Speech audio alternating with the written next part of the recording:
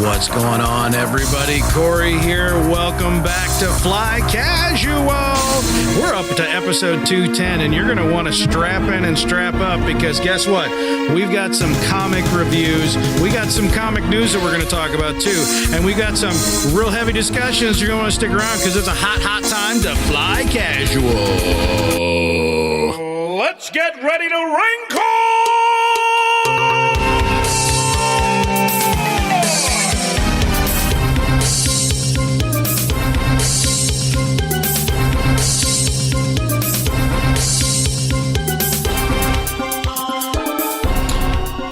I'm going to tell you right now, you guys, nothing is classier.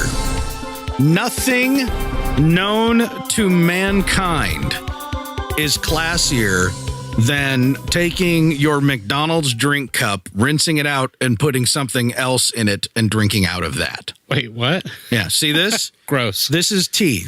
Yeah. This is tea. Mm-hmm. But it is not tea that I bought at McDonald's. It is tea that I made. All right. And I was drinking a Coke, and I didn't want any more Coke, so I dumped it out. But I was still thirsty. I just didn't want Coke. Rinsed it out, and then filled it with the tea that I had previously made. Okay. You know what that's called? Divorce. Being an old man. It is. My wife despises. So old. My wife despises the fact that I How sometimes old do is this. he? He's So old that he's so he- old he knew Mike in his younger years. Whoa. Whoa. Jeff Whoa. Galooly. I'm mixing. Chef Galooly. I'm mixing up. I'm mixing different impressions of old retired It's all right. talk show hosts. It's that time of night. That is wild. That's wacky stuff. That's some weird stuff. That's what. Well, hey, Ed. You are correct, sir. How's that Budweiser treating you, Ed? Huh? Yummy. Wild. Yummy. Yeah. No one ever accuse Ed of not liking his alcohol. His alcohol. He's a drunk. Wouldn't it be I'm a drunk because you're doing an Ed impression? Oh, Garrick. You got to do it the right way. You are drunk. You can never beat Dana Carvey as that guy. the late great Johnny Carson, and Phil Hartman as Ed McMahon. Yeah. Yes! You are correct. You are correct, sir. So fabulous, which reached its highest point, its culmination, its swan song of hilarity when they did Carcinio, which was the Arsenio Hall show, but it was Johnny Carson as Arsenio. Yes. But it was Dana Carvey as Johnny Carson. Who's up? Who's up in the doghouse today?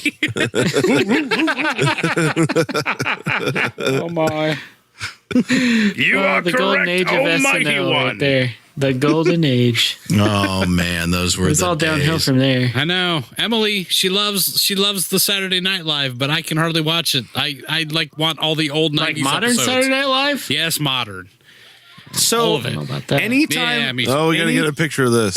I know that Mike's got the glasses on. Things have gone hog wild. Oh, yeah, it's I gone. had to. Well, we're talking about the old days, so it only seems fitting. Well, Anytime I hear news about Saturday Night Live or like something pops up in my news feed, I open up the picture. Like, and is that still going? I open up a picture of whatever this cast member is that I've never heard of, and immediately the first thought out of my mind, I'm not gonna lie, I'm not gonna shelter you guys. The first thought I always have is these damn kids.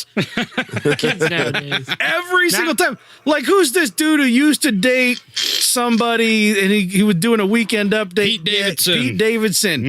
Pete Davidson looks like the class clown from high school who, To say the least. He probably was. classless and everybody thought he was funny, but no one liked him. You know what I mean? He looks like the kid who was a little too aggro and all the girls were afraid of him because they knew he was actually strung out because he was doing pills. You know what I'm saying? Looks like he should be in a Blink-182 cover band. Yes, thank you. Thank you. I don't even know what he sounds like. I've never seen, this is not a criticism of him as a performer. I am merely judging a book by its cover. And that dude does not look funny to me. Like, I'm like, I think that guy looks like I want to punch him. He's actually an interesting cat. Is he? Do you know his story? I know nothing about Pete Davidson other than the fact that he made fun of a veteran and he dated a celebrity and they broke whoever up. the celebrity is, I don't know. But That's all I know. no, I found out that his dad was killed. His dad was a firefighter at 9/11, died in the towers. Whew. Holy cow! And he is known as the 9/11 comic. He came up through New York, and Is that something you want to be known as? well, he like But he's allowed to. He's known for making very lewd and like very crass jokes about 9/11 and like very topical subjects. Okay, like forget the backstory that you just gave him that went up to that. Right. That alone fits well within my pill strung out high school dude that I was painting a second ago. Exactly. I don't know, man. I'm going to have to look into a little He's bit more kinda of the cray-cray. Yeah. Petey Daves. Yeah. But yeah. I don't know. I got bucked off the Saturday Night Live train in the mid '90s, man. It's hard for me. And Every once in a while- that show was like my whole life revolved I around know. that show. Everybody. My whole life. I remember when I was back in the 80s when every once in a while my parents would let me stay up and watch it. I had insomnia as a kid. My parents didn't have a choice. I literally would sleep 3-4 hours a night. That's all I could sleep. You know, that's back when you had no choices. So they were always watching Saturday Night Live and like, okay. I'll see. My come parents wouldn't touch it. on. Oh, really? Would not touch it. But, and I think I've said it on the podcast before, but I'd show up at Monday at middle school and we'd be at the lunch table and I'd be like, what's on Saturday Night Live? Like everybody wanted to know because none of them were allowed to watch it. So I'm like, all right. And I'd reenact all the bits, wouldn't be prudent, 1,000 points of light, all that stuff. You were your high school's Pete Davidson. No, it was my middle school's Pete Davidson. Thank you very much. Right. Yeah, it was the chubby Pete Davidson. That's his chubby short There Pete you Davidson. go. Yeah. That's how they called me the pre 9/11 chubby comic. I don't know. Hear about this Pearl Harbor? Hear about this? Oh, wait a minute. Did we cross over to David Letterman? Anybody got any gum? That was Norm Macdonald. That was when I was almost bucked off. I was in for Norm. Yes. But yeah, Norm Macdonald, and then it was Chris Kattan doing Mike's doing keyboard fingers right now. It's so late at night. Paul Schaefer, Yeah, who was also Saturday Night Live alum. Yes. But yeah, Oh, man. Oh, those are the good old days. You gotta go. I'm all out of gum. Sorry. Don't have any on me. Hey, Paul. It's like Keaton Thompson. He's good. He's Jeff been on there for like 50 years. Oh, we need to start a Saturday Night Live podcast. Retrospective Saturday Night Live cast where we just talk about our favorite sketches from back in the day. Cowbell, baby. I'll never forget Chris Farley's first episode, and they were doing a Tom Arnold Where bit, they pulled his and he pulled his pants down because they were talking about getting tattoos on their butts. He's like, no, because this is your butt, and he pulls his pants down, and he's slapping himself on the butt, and then it like cuts the bits over, and Dennis Miller sitting there goes, did I just see the new guy's ass? Yes. Good stuff, man. That was when fourth wall breaking was still, it felt like an event. Yes. Back before Jimmy Fallon came along and just laughed all the time. Damn it. I like Jimmy Fallon now, but I couldn't stand him when he was on maybe there. now, but yeah, he's one of my wife's favorites, and I'm just like, how? Why? I was like, him and Horatio Sands would just get on the screen and laugh at themselves the whole time. Yeah, and I couldn't stand it. And it's funny because when Family Guy made fun of that, I was like, I have never felt so well represented in my life. Where he's like beating the crap out of Jimmy Fallon. He's like, who do you think you are, Harvey Korman? You haven't earned it. And I'm like, that's exactly what I say. I'm like, they think he thinks he's Harvey Korman. He's not Harvey Korman. Now I'm really old. Yes, really we've been old. saying this. We're doing some Carol Burnett now, baby. I know. Woo! Carol Burnett just received the Carol Burnett Lifetime Comedy Award. I know. Carol Burnett received her own award? Yeah, Which, by the way, and she swore that she would show up every year to collect it. Because she still got it. One of the funniest people in the history of ever. Sketch comedy, man. I pulled up Dear YouTube. Lord. I pulled up YouTube videos. I don't know, like Christmas or two ago. We're at my parents' house, and I pulled up YouTube and just started playing old Carol Burnett bits. And my parents had no idea these were out there. Yeah. And they just wanted to sit for hours and just keep going. And they were howling. I mean, we were too. But I remember that as a kid. My parents always had the Carol Burnett show on. Oh, man. And we'd just sit there and just laugh and laugh. I used to, as a kid, as a very small child, I would actually get emotional when the closing credits would run because I was so sad it was over. Done, yeah. You know what I mean? And she's sitting there, little cartoon, her mop on the floor. You know, ooh, ooh, ooh, you know? Yeah. Tugging her ear. Yeah, well, that was before. Yeah, that's when she was doing the sign-off thing. But yeah, then Tim Conway shows up, and that's what broke Harvey Korman. Yes. Oh, every time. Tim Conway just shows up out of nowhere. I mean, I don't even know if he'd been doing like some like guest spots or I think the Don Knotts movies came after. Maybe they were some before that, but because he teamed up with Buddy from Don Knotts. Yeah. He shows up in like the dentist sketch. Oh my gosh. You know when Harvey Korman was the funniest? When was Ever? that? Star Wars Holiday Special. Yeah, true. he was. Yeah, he was. Now you're talking my language. 4 arms of funny. Oh yeah. He didn't break during that. He was like Emerald before Emerald. Bam. Bam. Let's kick it up a notch. Whoa. You just And blew stir my and mind. whip and stir. Are you telling me that Zelbar or whatever his name is from Futurama is actually based on an Emerald version of Harvey Korman from the Star Wars Holiday Special? I just blew my own mind. Is it, what's his name? Melbar? What was his name? Zelbar? Yeah. Bam! Melba. Bam! We'll kick it up really a little close. bit of Spice Weasel. Good. It's really close to Emerald. I forget what it is. Yeah, something. Emerald. There you go. Nailed it. First try. Right? Yeah. Elzar. Elzar. Yeah. I was making the right vowel sounds. At Yeah. least. Yeah. Elzar. That was, good stuff. So he's Harvey Korman mixed With Emerald. with Emerald. Harvey Yeah. Korman from the Star Wars Holiday Special, the TV cook with 4 arms, Yeah. mixed with Emerald Lagasse, the TV cook at the time that Futurama came out. Right? There you go. It makes perfect sense. These two things were combined to give you Elzar. Harvey Herschel You heard it Korman. here first, probably. Stir. Whip, stir, whip, stir. I'm gonna tell you, all you young whippersnappers. Mike's breaking now. All you whippersnappers, if you've never watched any Carol Burnett, please go out and YouTube Carol Burnett dentist or whatever, and watch Tim Conway like break the long time. Like Harvey Korman was the top of the game. He was like the best stage like sketch comedian there was. Watch Tim Conway just literally break him in half and just, oh my gosh, one of the funniest sketches I've ever seen in my life. Okay, so injecting every part of his body with Novocaine accidentally. yes. Oh my gosh. Okay, so Oh, that sounds hilarious. It was as funny as Yo Gabba Gabba, Garrick. So I just pulled up YouTube and somebody has created a. It just added Mo at the end of Gear. So funny. Mo. Is it? Come on, man! It's hilarious, dude. I thought there was more to the joke. Oh my! Mo. All right, so on He's got little YouTube, eyeballs. YouTube Are they? is Wait, are they googly eyeballs? Yes, they freaking are. Oh, that is kind of funny. I think about That's it. how they get I do you. like googly eyeballs. Pull you in with the googly eyes. What, Mike? somebody has created a 10-hour loop on YouTube of Harvey Korman saying "stir, whip, stir, whip." It is literally a 10-hour loop. Now that is the greatest Star Wars content of the 21st century. Time, yes.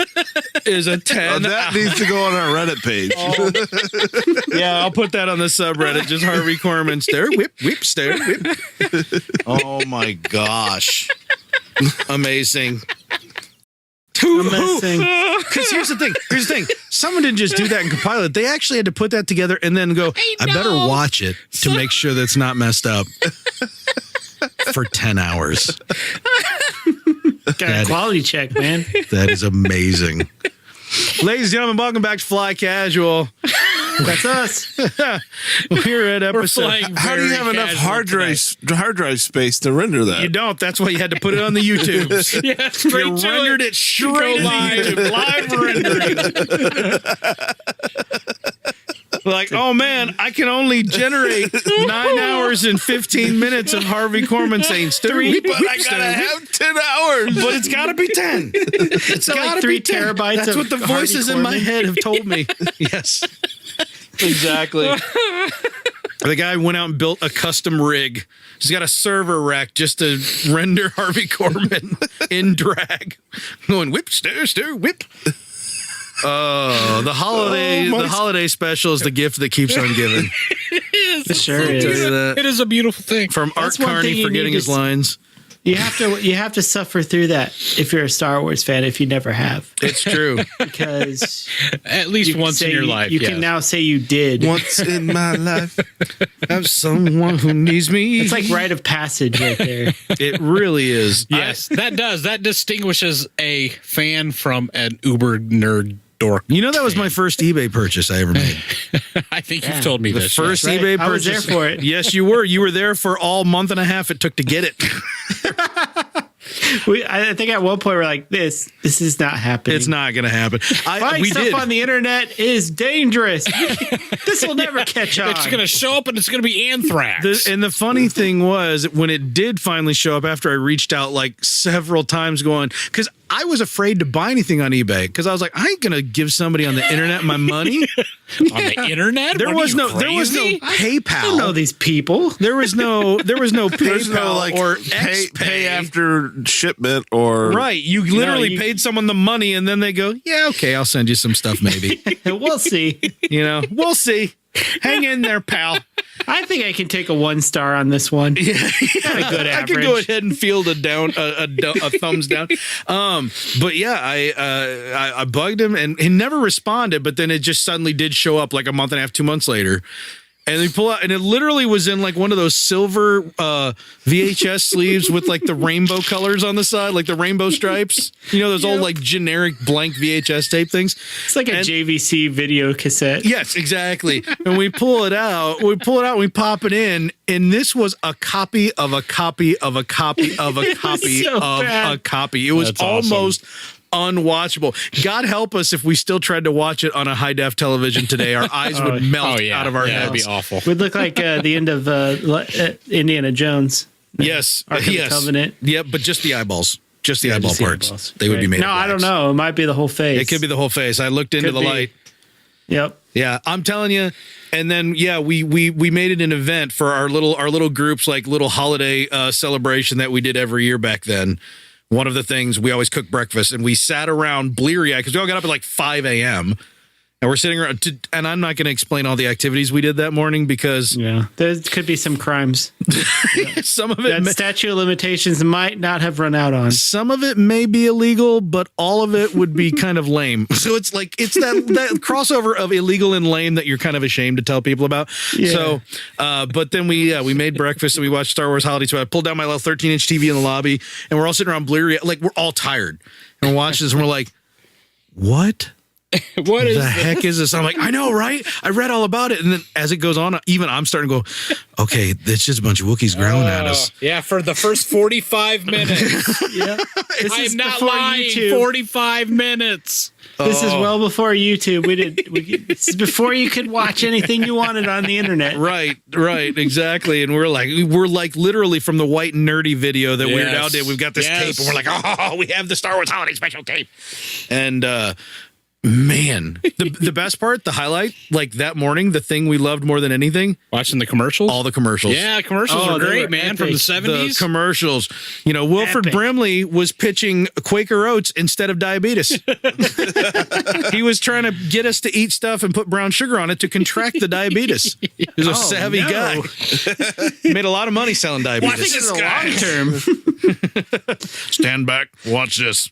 Commercials were a little different in the 70s. More sugar on there. Johnny Wilford boy. Brimley, who also of Star Wars fame, Wilford Brimley. That's true. For Rizzle. From the Ewoks. Ewok movie. Yeah. One of them. Not the F Caravan word. of Courage. The other one, yeah, he drops an F-bomb in that movie. Apparently. A children's movie. Nice. It's a children's movie. I didn't know this, but we realized just tonight that there's an honest trailers of the Star Wars Holiday Special and the 2 Ewok movies. Ooh, and nice. in it, they said that Wilford Brimley drops the F-bomb. And then they played it, and you're like, Showed it. wow, he really did. he wasn't facing the camera, but it's clear as crystal. So there you go. Word. Outer space, my lad. Outer space. That thingamajig. My favorite quote from Cocoon. Anyway, welcome back to Fly Casual. I am your prognosticator of prognosticators, Mr. Corey T. Wilson. On my left, sporting the Autobot team and black horn rim glasses. More I believe they're than Army ATI. surplus. Is Mr. Michael J. Archibald. I am 3.5 minutes into the 10-hour video of Stir, Ooh. Stir, whip, whip, stir, whip, whip, stir. Never gets old. I want constant updates throughout this episode. Yeah, I want to know what's going on in the stir Yeah. whip. Well, I want he's- you to rate he's it stirring after you're and done. whipping. Make sure you rate it after It's you're done cool. watching. It's like Cool Whip. Cool whip. For whatever reason, I thought you were going to say cool runnings. Not that. Not, Peace be the journey. not the Jamaican bobsled. Son, come team, on, yeah. you dead? That's a great movie. Come on. I watched that movie last year, or no, 2 years ago. Cool I runnings. I popped out the DVD that I own and put it in the DVD player that I also own Yep. and watched it with the You kid. own a lot of movies. Don't I, though? And you Watched can it, have a access whole them shelf very of movies. quickly. watched it with the kid. She loved it. That movie, It kind of holds up a little bit. Timeless. it holds up in the perfect campy way. 'Cause Yes. even in the 90s, that movie was campy. It's Yes. historical. That's why. Yeah, it's historical Historical and campy. And accurate. Yeah. And completely To a T. accurate Yeah. in every way.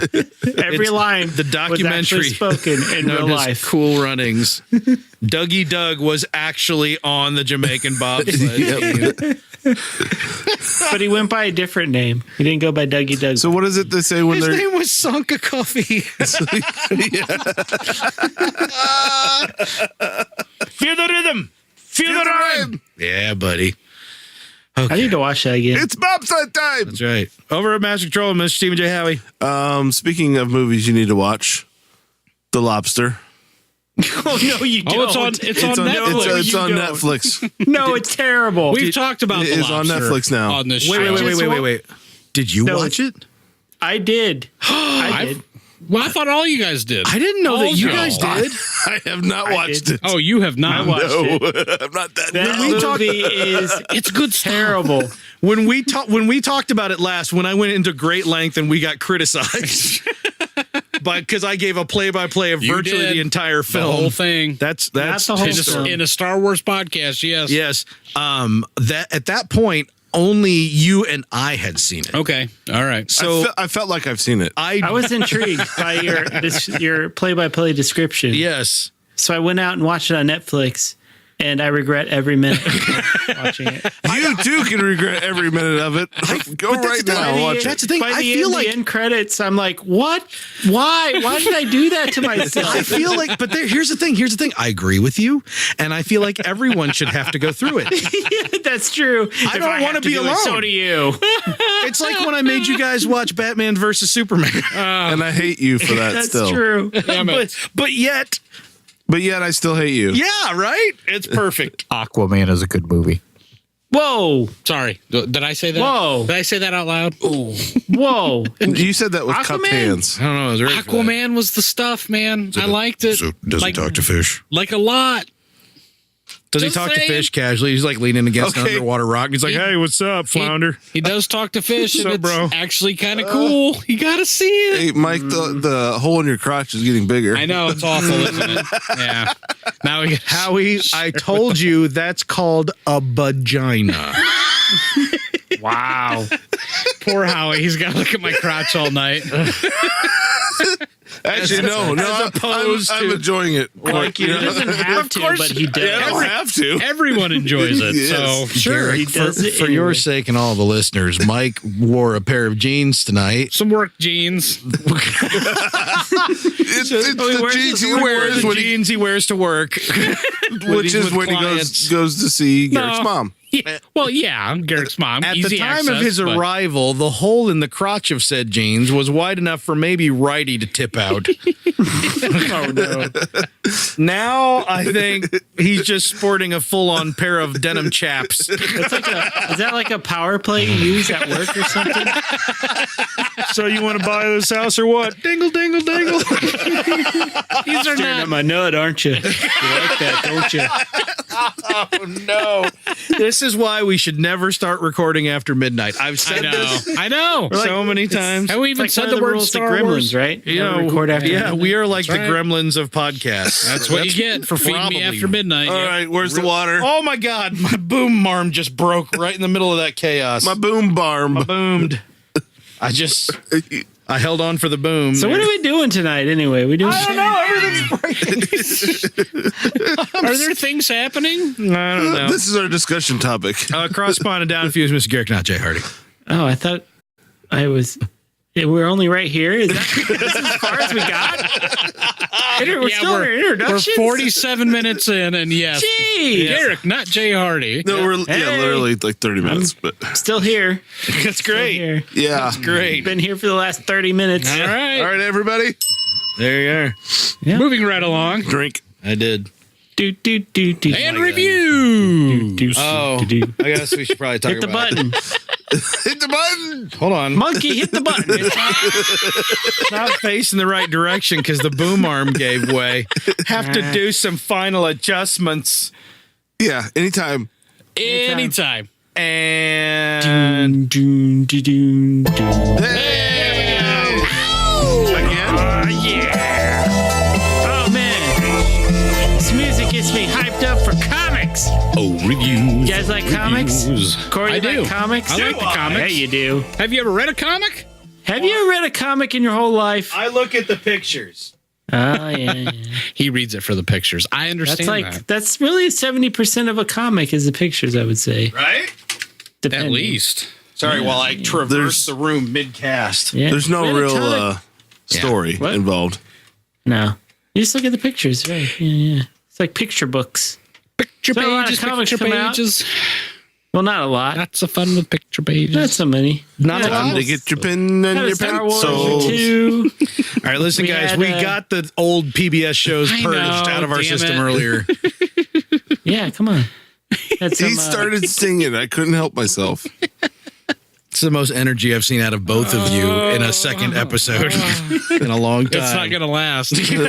We're at reviews, so it's all downhill from Hey, downhill reviews. from The here. plan is to keep talking about old TV shows simultaneously while doing reviews. while doing reviews, also random songs. That's how we're going to keep Yeah. you guys engaged. That's our bread and butter right there. That's true.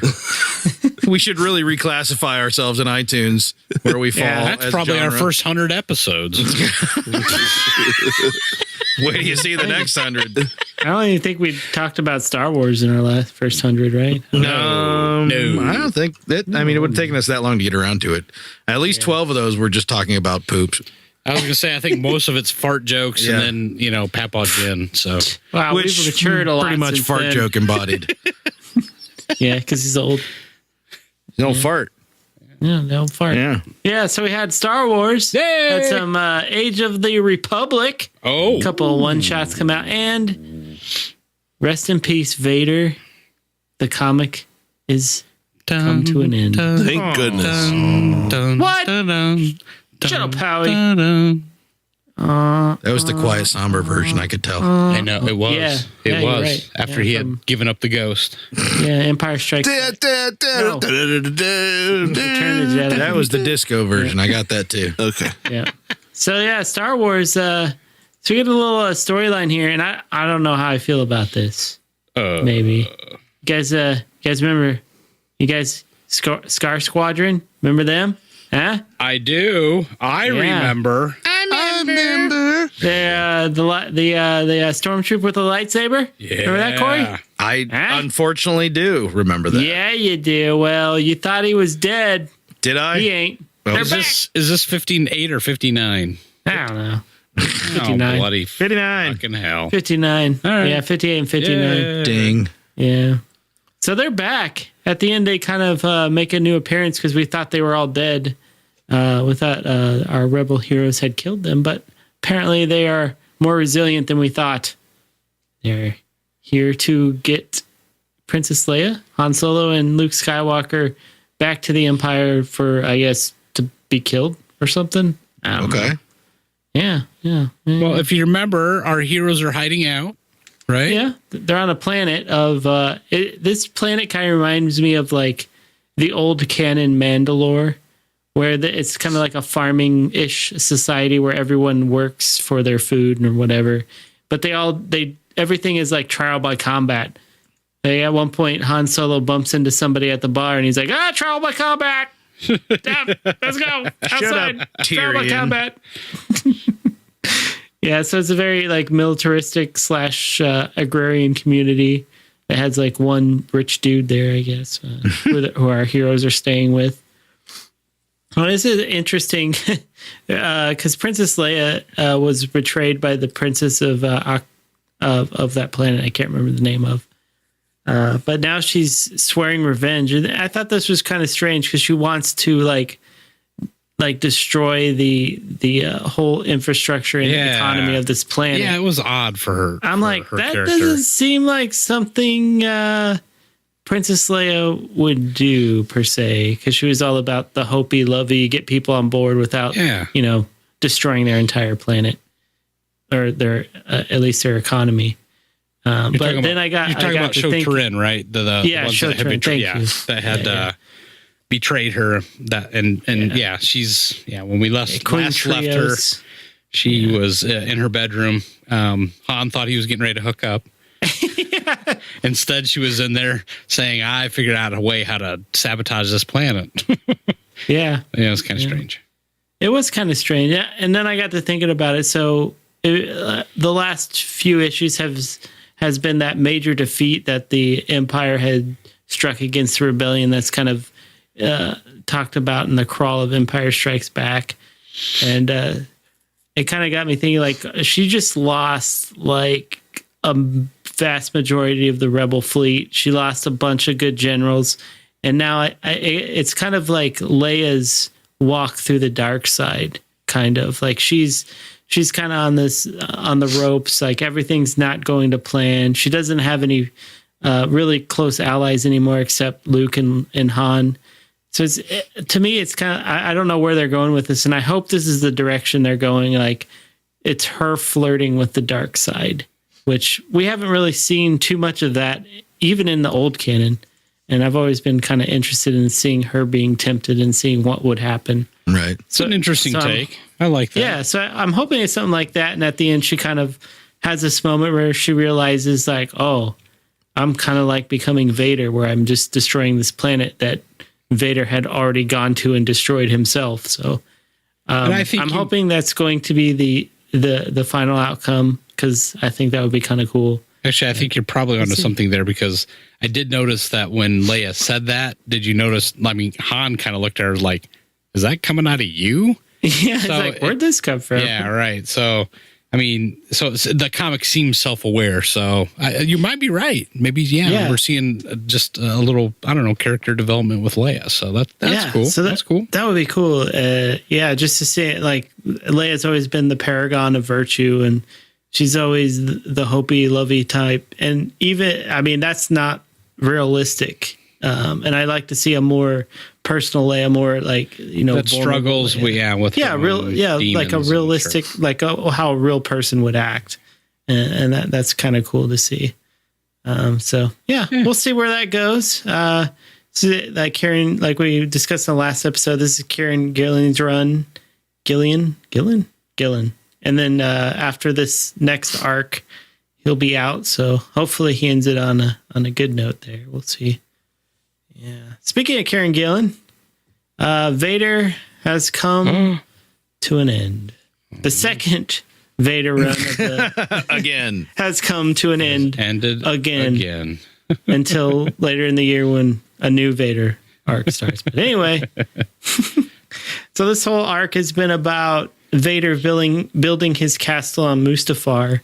And in the previous issues, the reason he's doing this is to open like a gate into like some weird out of time dimension. I think we kind of like we're assuming it was that one that we saw in the Rebels TV show. Yes.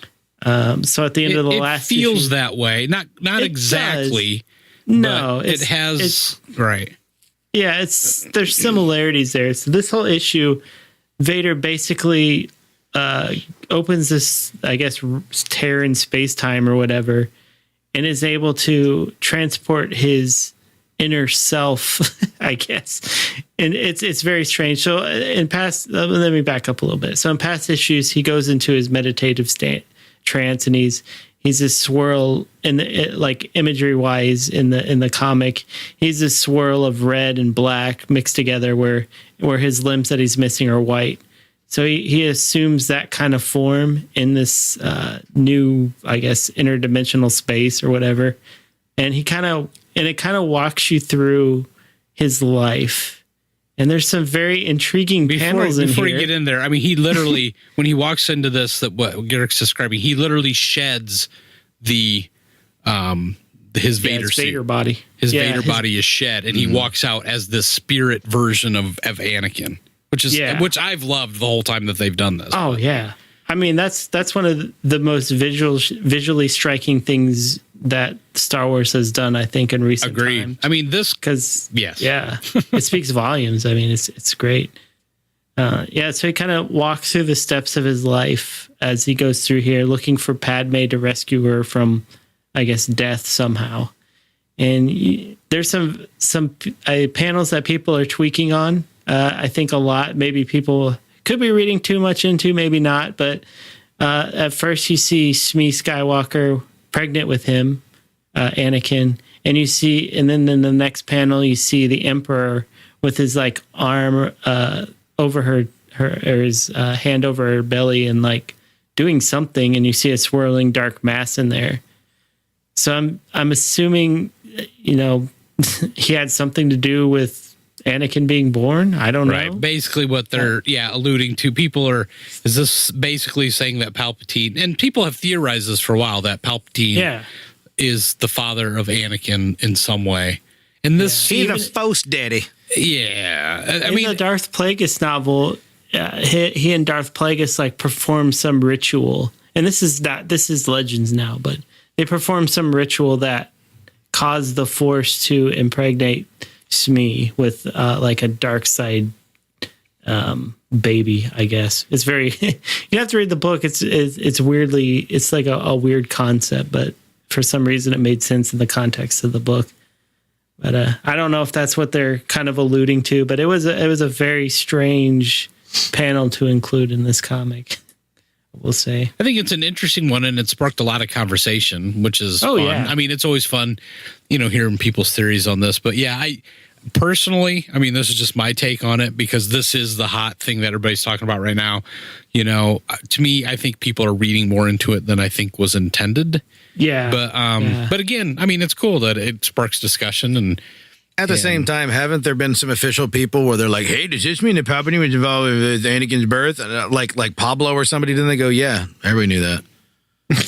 Which is Pablo's response to everything is like, "Yeah, why are you even asking?" Say, he's so flip anymore. I don't even read his stuff anymore. I don't either, and I don't even when someone says this is what Pablo had to say, I'm like, I don't even believe him. Sometimes I feel like it's like his answers are based on what he had for breakfast. I think at one time he enjoyed that. You can tell he just doesn't even enjoy this. Yeah, anymore. he's definitely fatigued with the Star Wars like onslaught of fanboys. Like, hey, what about this? Everything that's happening, in this comic could be happening in Vader's head. Well, yeah, and that's the whole that's thing is just a meditation. And as I think as you go on, you kind of see that. I mean, this is his perspective. Yeah, and obviously it's the Force telling him something too. Mm-hmm. So there's all of those different forces at play here. Well, go ahead. There's a panel in this that, if you remember the early episode 1 posters, where Anakin's kind of standing next to a dome structure, and there's his shadow is Vader. That's actually a panel in this comic. Yes. And then Vader jumps out and tries to grab young Anakin. So obviously a lot of this stuff is just like trippy dream world stuff. Right. Yeah. Kind of nightmarish. Yeah. Yeah, very nightmarish. But here's the thing. I mean, what I'm getting from this comic, what I'm getting from this whole issue, and by the way, if you like to look at pictures, you can still read this comic in about 30 seconds because there's not a lot of words. No, there's not. Yeah. And it's all words from the movie, basically. What I get from this comic is that I don't mean to sound like a high school English teacher, but the symbolism that I'm pulling from this is that Vader is confronting the fact that everything that was Anakin was all staged. Like his entire fate up until he became Vader and then becoming Vader was staged. It was all like it was never under his control, essentially, is what he's confronting. And at the end, like, but what that does is it does not quell his hatred.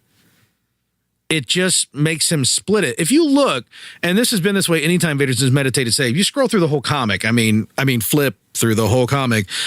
It's red. Like the predominant color is red whenever he's in these. But if you get to the last few pages, they're blue. And that's when Vader's coming out of his, he's coming out of this like state that he's in. Right. And he's talking to Palpatine. And I think there's symbolism there where Vader is basically, he's acknowledging what has brought him to where he's at. And maybe that this right here is where he turned the page and said, I'm not just going to kill, murder, and be the Emperor's pawn. I now know who I blame for everything, which is the Emperor.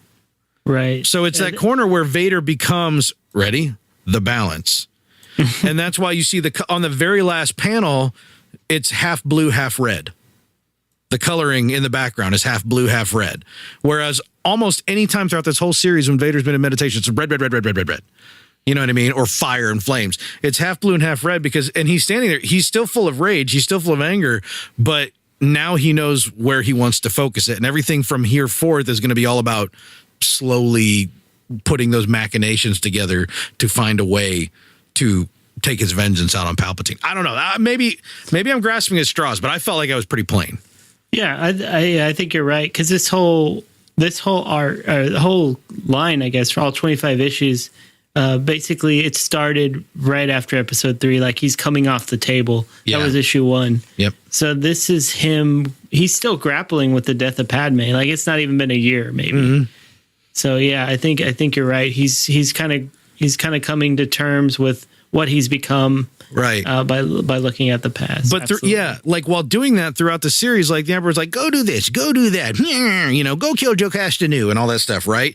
And Vader's just like, okay, and he goes and he does it, and you're like, what? Why? But the whole time they're inserting in these little moments of reflection for him that we really love, right? Mm-hmm. And then here we get to the end, and he has the big final one where he's literally facing all of his personal demons, good and bad. You know what I mean? If you can have good demons, in this case, like facing what he did to who, and he's not dwelling or regretting. He's not converting. He's not flipping. He's just focusing. Yeah. And I like that. To your point, near the end of the comic, he is in this like wasteland and he sees this giant blue light, and out of it comes a figure that pulls out a blue lightsaber. And I don't know if this is supposed to be his light side or something else. Luke. Yeah, it's Luke. Look at in the fourth panel. He's got the pockets from Bespin, which hasn't even happened yet. Oh, okay. Go ahead and say your piece, but I want to tell you what my take on that panel was. Okay, go ahead. See, my take is like I don't think at this time in this comic he knows Luke is his son. So I think that's the light side of the Force still in him, and he's still not able to overcome it, and it repels him out. Like even though he's been through all this crap and he's seen all this stuff, and he's seen Padme die again in this panel, but in a more horrific manner. I think to me it kind of symbolizes like, yeah, even though he's gone through all this, he still can't overcome the light side inside of himself. And he can't go full Kylo. Yeah, and Luke, yeah, he can't go full. And Luke kind of represents that light inside himself as his son, even though he might not know he's still alive. Who knows? But that's how I saw it. So when I saw that panel with, I think it's clearly Luke. Yeah, I agree. Yeah, and that's clearly Luke. He's even got like the little belt holster thing. It's clearly Luke from Empire Strikes Back in his Bespin gear. Yeah. I was like, dude, he's meeting Luke on Dagobah right now. Oh, like isn't that the coolest damn thing? Like in yes, in the cave. He's meeting him in the cave. Oh, that's way better than what I said. Okay, I didn't think that. I don't necessarily believe that. I want that to be true. I have so goosebumps. I literally have goosebumps. Look at I know at the thought of that. Like That's that seriously insane. gave me goosebumps because it's like flow walking almost. Yes. At that point. Well, I mean, we know. We know that Vader is in the space between time. Right? Or what we believe is that, and we know it is kind of the stance that Luke. I mean, you're seeing it ultra close up, but that's yes. Oh man, I almost want to get out and do a frame by frame and see if the artist actually drew it that way because you see him in silhouette twice, and then you see him close up with the lit lightsaber. Right. That's awesome. And then you see like Vader is getting struck. You hear there's like you have the lighting of the lightsaber and then the striking down of Vader, who's not holding a lightsaber in spirit form. Right. Dude, I think you might have a really. You might be right. That's insane. I saw that. That's one of the most badass things I've seen in any Star Wars comic ever. If that's the case, and I think almost anything ever in Star Wars. Yeah. Yeah. If they're facing each other through time, oh my God. And so Yeah, 'cause that's Luke is, even like, more to my one point at this about point. how he wakes up right after that, Right. and now he's more focused. That makes the point I was making even more salient, like even more like, oh, now he knows there's something out there to go for. Well, and think about it. I mean, think of the poetry here too. Luke is facing the dark side there, and Anakin is facing the light. I mean, oh my, it's just Mike. Oh, Mike. Quit trying to make me like Shakespeare. Joking. I love Shakespeare, but still. This is like temporal Shakespeare. It's awesome. Yeah. Oh my gosh. I'd Temporal. never, because there's not Temporal. other than the silhouette stance Tempora. in the outfit that the silhouette is wearing. Yes. There's no other imagery to make you Yeah. think of Dagobah or anything. There's no swamp. There's no lizards. No, there's no holes. Like you've really got to be looking for that to figure that out, Mike. well, again, the thing that did it for me was that it's clearly Luke in his Bespin garb in that stance. Yeah. So And the Bespin garb is what he was wearing when he puts his jacket on, Yeah, and right. he puts his blaster holster on, which he's wearing in Right. this. If Yep. that is Luke, and we're You pretty won't sure need it is. those. Yeah, your weapons, you will not I'm gonna need them. need them. Only what you take with you. Yeah. I like how Luke looks Right. back and goes, "Yeah, okay." One of my favorite looks. We'll see about that. Yeah, all right, Greenie. There's a couple greenies in a panel few above here. But just even his meeting Padme again and the way she dies, and I don't know, this whole comic is just very powerful and just really puts you in inside the mind of Anakin, at this point in his life. And I love this comic. I love how it wrapped. I loved how, they set this up almost from the beginning. I mean, we saw the meditative Vader, 2 or 3 issues in, right? So this has been a long arc. This is a great payoff to me to get to this point. Right. It's pretty amazing. Wow, Yeah. So it's sad to see it go. that's a high note, though. Yeah, it is. So is it beneficial that there's multiples of Yoda race? Yeah. Yaddle. Well, Yaddle was in Is that- episode okay. 1. Yeah. I She's on the Council of Masters in episode 1. I don't remember. That's remember Yoda's this. girlfriend in my head. Yeah, in everybody's head. They did it. Yeah. Yeah. They had hot Anyway, little green sex. so that Vader run was probably, I don't know, I think I liked it better than the original one because there was a lot of depth in this one. Yes. Although Yes. Vader down was still really good. Yeah. Yeah. Guys, Right. I'm looking at a screenshot from the cave. Yeah. That's what he used. That's what he modeled the picture. I mean, I need to put it up on the big screen because it's a very JPEG compressed screenshot, but Yeah. it's that stance. Yep. The hands are in that position. The holster is exactly offset from the,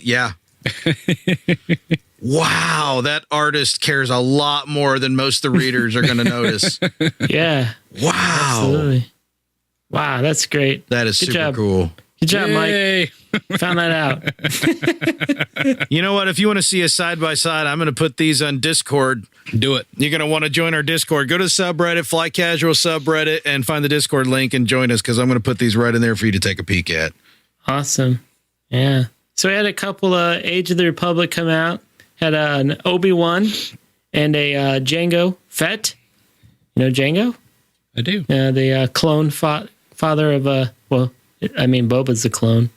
So Boba's the clone son of Jango. The clone source. The clones. What are you I gonna thought hit? that these. What are you gonna hit I'm first, glad man? these two came out back to back because there's kind of like a little mirroring going on between these two.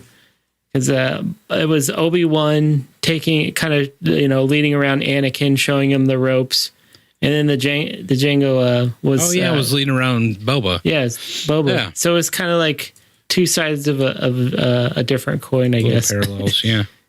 'Cause I really like the Obi-Wan one. I a did lot. too. I loved that one actually. Yeah, that was really good. These have been like overall, except for maybe Darth Maul. The Qui-Gon one I thought was excellent. The I did Obi-Wan was too. I excellent. wanted more of the Qui-Gon for sure. Oh yeah, we need more Qui-Gon. And I'm hoping that comic sold really well, so they maybe get something in their head to make more. The Darth Maul one was okay. I like the Jango Fett one. It obviously wasn't the best one, but I like to see a little Boba Fett action. He's getting trained by his dad. Yeah, his actually, the Jango Fett was almost more about Boba Fett. And it really was. Kind of liked that. I found that more interesting than... I think going into it, I was kind of hoping we'd get more backstory on Jango. Good luck with that. It's probably all locked down. Yeah, no, we didn't. Yeah. It was zero more backstory. Boba, but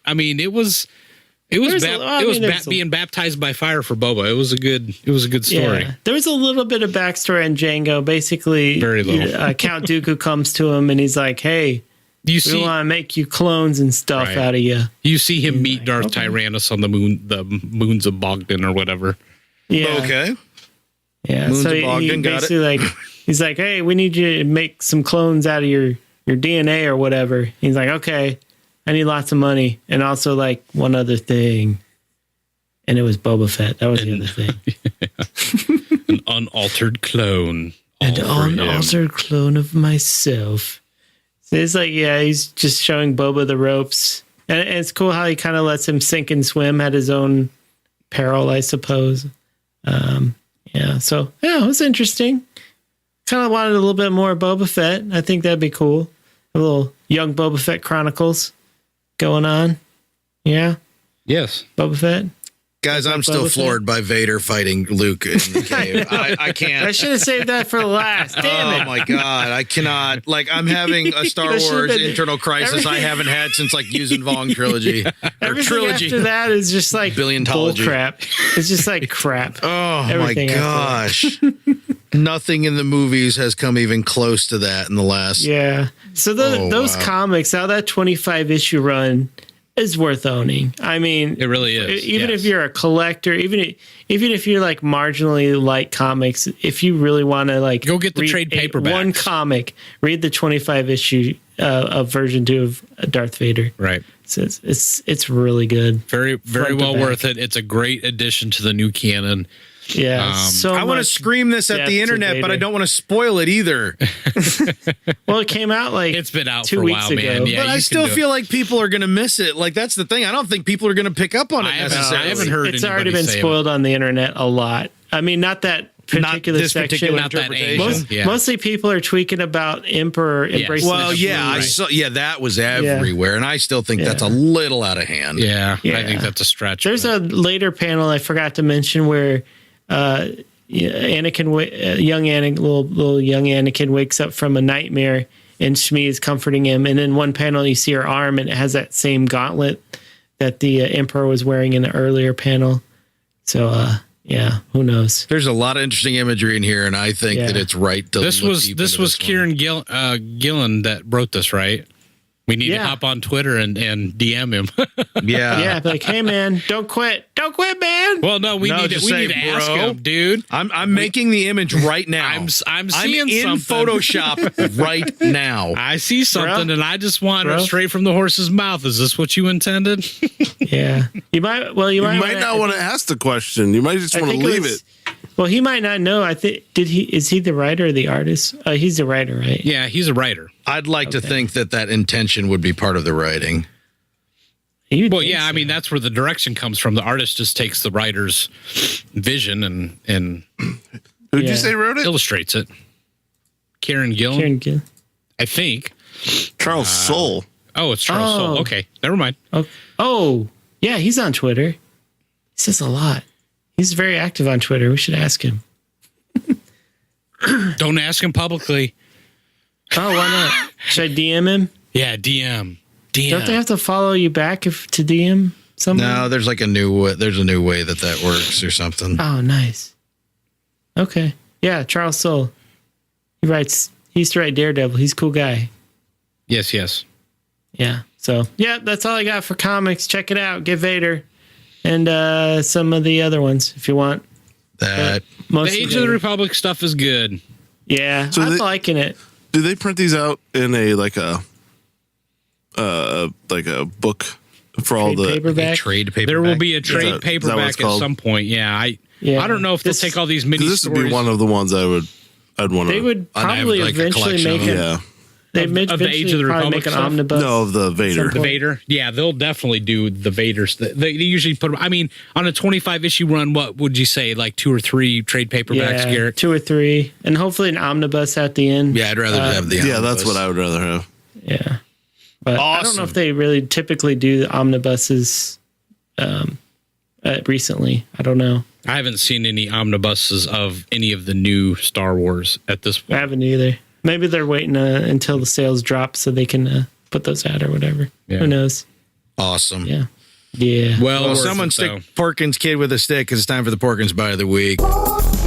Again? Doing it again. It's crazy. I don't know if y'all know this, but Ahmed Best, the dude who played the Jar Jar Binks. Oh, yeah. Yeah, that guy. You may have thought he played a greatly reduced role in the subsequent episode following episode 1 and its media backlash. That's what I would have thought. But what you may not realize is that he also did a little bit of writing for episode 2. What? In fact, really? In the script, when Yoda done whooped on Count Dooku at the end, the script pretty much just had a placeholder in there. And Ahmed Best had martial arts dance training, so he said, I want to be involved. So he wrote much of the choreography for that scene. Oh. You know what? I just in that video today, yeah, I mean that's his background. That's what he was in Stomp. Yeah, Stomp. Mm-hmm. Yeah, martial arts. He had martial arts training, and he wrote how that scene played out. His original idea was apparently, and I think a lot of us would have maybe gone for this. I think a lot of people arguably, because that scene is divisive. Mm-hmm. I liked what it. Scene? When Yoda just flips out with the lightsaber. Yeah, Yoda really? crazy. Yeah, there are a lot of people that didn't like that. I loved it. That's the only good scene in the whole movie. I loved it, and then loved it even more when he just calls his cane back to him and starts walking slow again. Then I'm like, now you got me.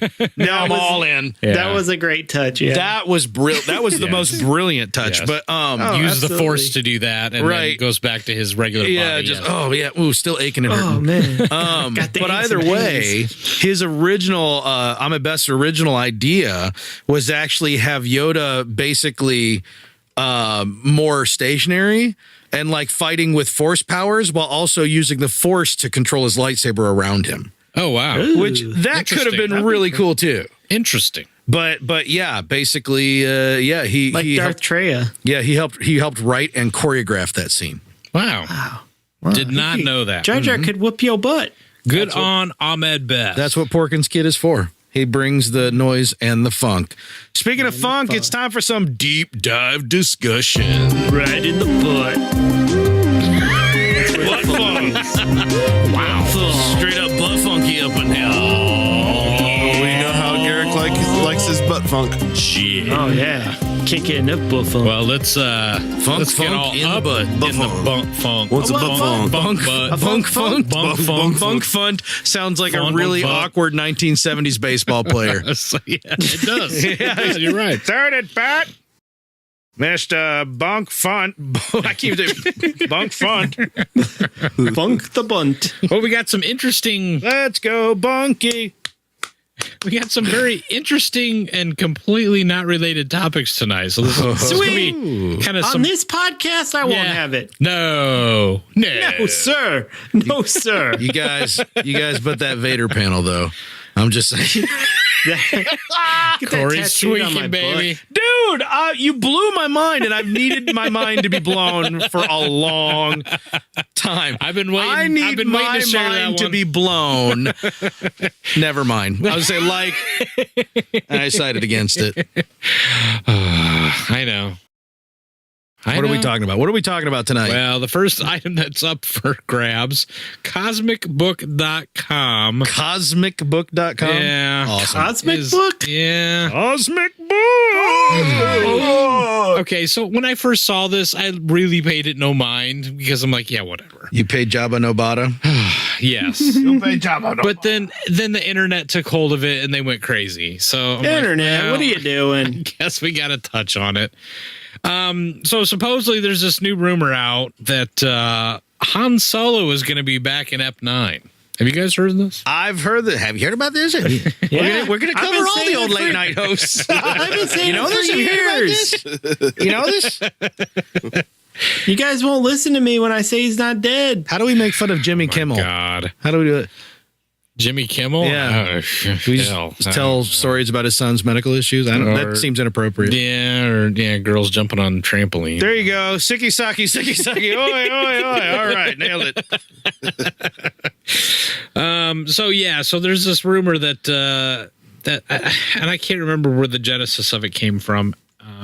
Well, what I'm good gonna are have to look at you? it real quick, but so anyway, I mean, this, like I said, this That's sparks too all bad kinds of because I have lots of questions, Mike. I know it has a lot of people asking questions, but it got me thinking. I'm like, well, okay, so how do they do this? Let's assume for a moment that he is going to be an Ep9. I mean, how do they do this? Obviously. You did not see him die. Oh God, I knew this was coming. He fell in a pit, but he wasn't a Sith. Yeah, how did I have a whole song about this prepared? He didn't die. We haven't stretched out, so we can't do our choreography. That's right. By Ahmed Best. Okay, so it's either going to be a flash. It has to be a flashback. I mean, that's about your only option, right? No. I say it's an old hollow vid that Leia's watching with a tear in her eye. Oh, he ain't dead. I'm just saying. He ain't dead. He ain't dead. Nope. Why would he be dead? He's not dead. If you haven't seen him in Nobody. the bed, he's not dead. He's not. So- He paid Jabba. I like Nobata. that. I'm going to use it. Okay, so, but this begs the other question, right? I mean, are they bringing back Harrison Ford? And I really, really, really have to believe that they are not bringing back Harrison Ford. I don't think Because Harrison Ford Ford would be like, "Are you kidding me?" right Why? now?" Why right. don't they have like a flashback with Aaron Alden? Right, Alden Ehrenreich. Aaron Alden. All the Ehrenreichs, all of them. Every last Ehrenreich. Howie. Mike, my goodness, would you quit it? I know I'm awful. But Awful. I mean, Hoffa. my guess here, because they've told us that they're using Carrie Fisher footage from The Force Awakens. My guess is that some of that footage also includes Harrison Ford because the two did scenes together. And my guess is we're going to see some kind of something with those two in it. Now, again, is it going to be in a holovid? Is it going to be in a flashback or a dream sequence? Who knows? I'm not sure I care, honestly. But I mean, the idea that, Harrison Ford as Han Solo is coming back in the Flash is about as believable as So the Flash is in this as movie now? Mark What? Hamill coming back Flashpoint? as Luke. In the flesh, resurrected Luke. It's just not happening. It's just not going to happen. I mean, thoughts I don't know. I already told you my thoughts. Yeah, me too. coming He's back alive. full on, right? Full on. He's going to kill Kylo back. Revenge killing. Now, you know what would be cool as hell, which they're not brave enough to do. I mean, we've got all these fan theories now, these new fanboy wet dreams that will never come true. But if in some kind of, I don't know, dark Sith magic-y thingamajigger or whatever that, he brings back Han, maybe even Luke, who knows? I don't know. What if that seems Rey goes back cool in time and resets everything? Ooh, that can happen. No, bite my ass on that one. Whoa. But in the process, Eat my open beehole, Howie. in the process, Princess Leia has to die. What if Rey gets the Infinity Gauntlet? No, But if that could happen. It. Snaps it backwards. no. If Snaps Rey it backwards. goes back in time, 3 full snaps. and make sure How many snaps? Does the first snap count? And then you do 2 more? Can I have a practice snap? No practice snaps. If you keep doing it, you still won't eliminate everybody because you'll just have half a person left It's like a Half-Life. eventually. Yeah. Just saying. Han's not dead. So Nope. anyway, Hashtag forever. I guess not much to say there. Kind of dumb. I don't know. I like it. Again, You like it? Yeah. I don't know. You don't know, huh? I just Hey, maybe don't know. JJ saw The Last Jedi and he's like, hey, if Ryan Johnson can do flashbacks, so can I. Flashback. Well, JJ kinda did a flashback, right? With a Force dream, sort of. Yeah, I guess kind of. Was it a you're flashback? right. We don't know. It was a Force dream with some flashbacky I stuff in it. don't know. I think you do know. You know, Howie? I think you have, Howie. And nothing really matters. Anyone can see. All right, I can see we're not going to have much discussion on this topic. I don't know what to say about this. Yeah, It's going to be a holovid or a flashback. hokey. I mean, is it hokey? And will it add any depth to the movie? See, I feel the same way about this as I do these people that want Luke to be back, like fully resurrected, embodied Luke again. It's like, look, you guys made a decision. The decision is there. Don't do. No, can't do that. They do it in soap operas all the time. Yeah, they do. You're right. And when I'm right. You're right. Nailed it. I don't know about that. I don't know. I find it hokey and stupid, and it's like, too late. Sorry. Move along. We still talk about Han Solo. Seriously. I guess. Honest to God. Sorry. Okay. I the reason why I'm not even weighing in is because I'm gonna have the same reaction I have to every rumor about Episode 9 is, I don't know. which is I don't know. I have no idea. I am neither excited about the idea. It's not that I'm not excited about another movie. I am. I'm just not excited about any of the ideas or small things that go with it because nothing can be anything other than disjointed from what's come so far.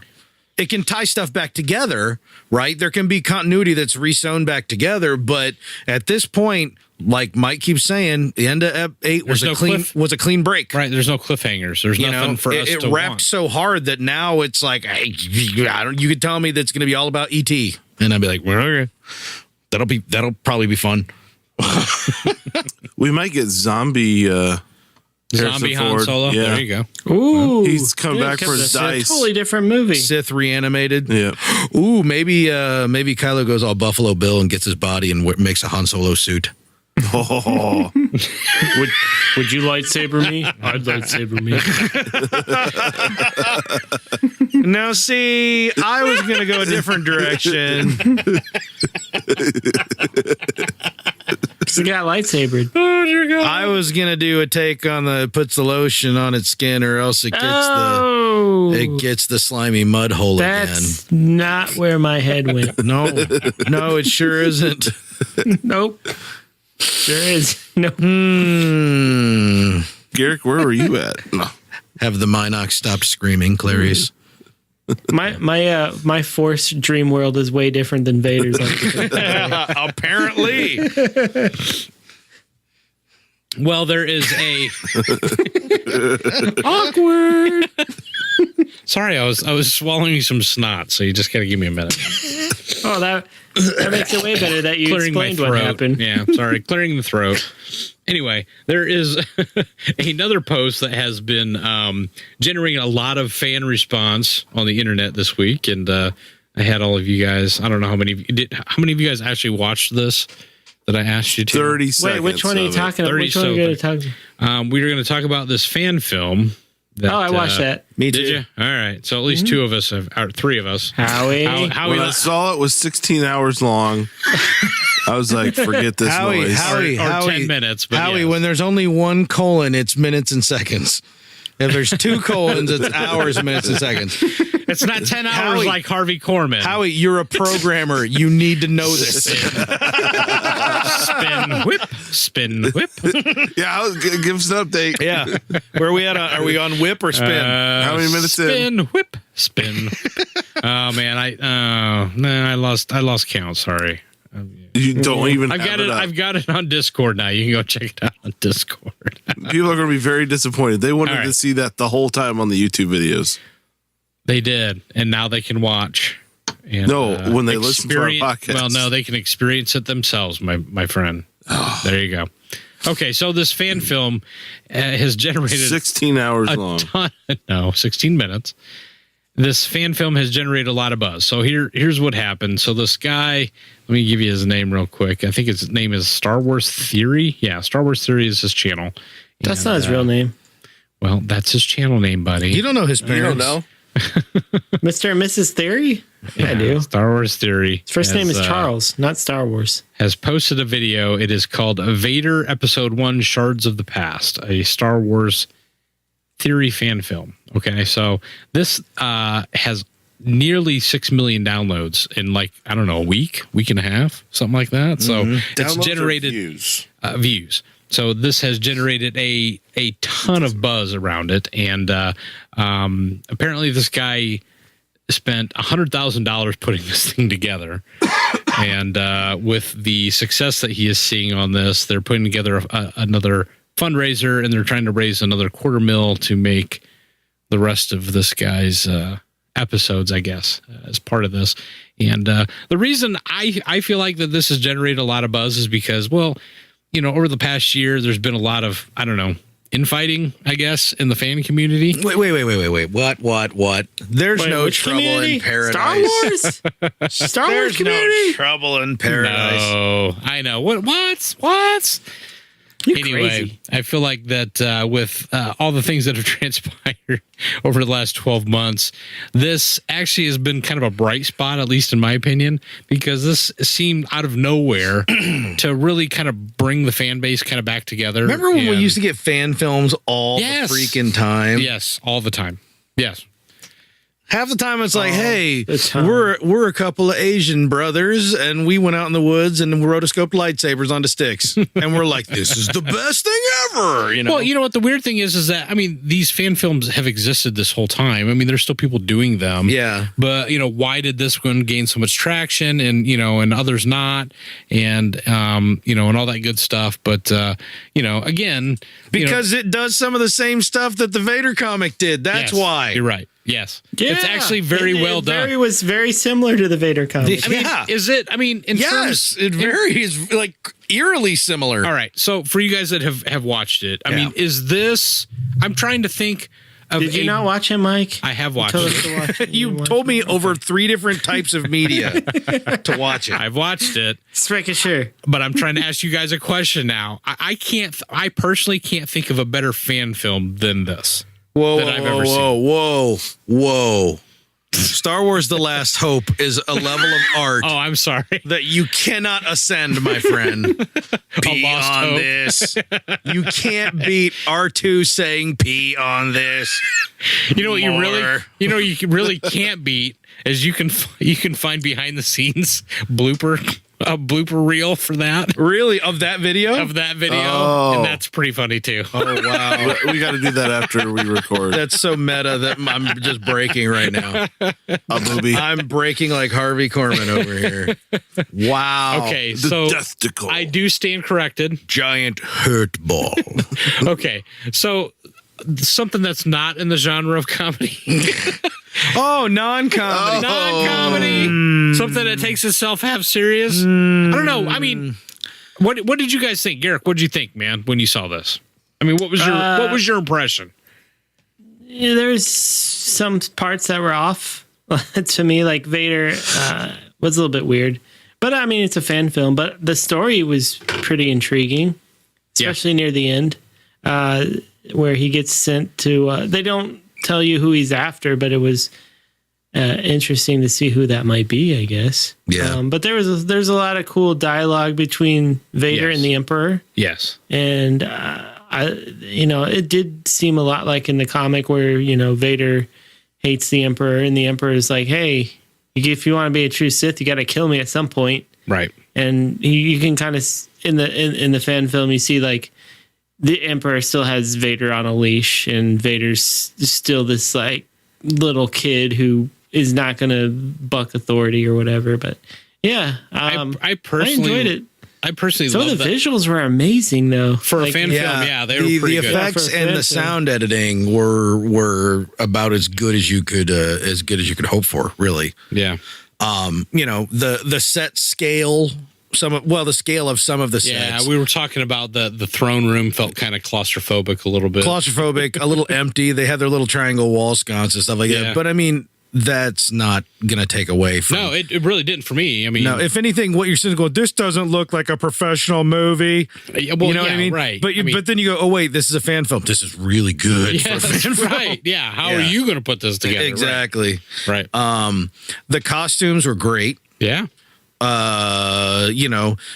got kind of a guy that's kind of a quasi lookalike to play Palpatine. He did good. I think there was someone else doing the voice. They were leaning into it kind of hard, but it was pretty good.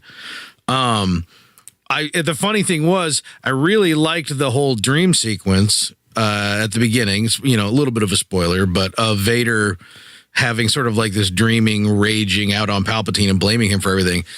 But now I'm seriously having trouble separating it from that Vader comic stuff we just talked about. Like, I'm really having trouble because it's thematically so similar at pulling those apart now. But I'm going to be honest. I have no idea what to expect. I don't know who he's hunting. Mm-hmm. The acting in it is okay. Palpatine gets a little touchy. Yeah. Like handsy with Right, Vader, right. which I'm like, I feel like no, Palpatine always needs to have like dead kitty paws, like Yeah, the kitty you right. stepped on my paw limp wrist thing, Right. Like Peg Bundy hands. Yes. That's what Yeah, Palpatine's. So I was a little off put by that, but that's fine. It's fine. I'll tell you what, though, I know what they were going for there.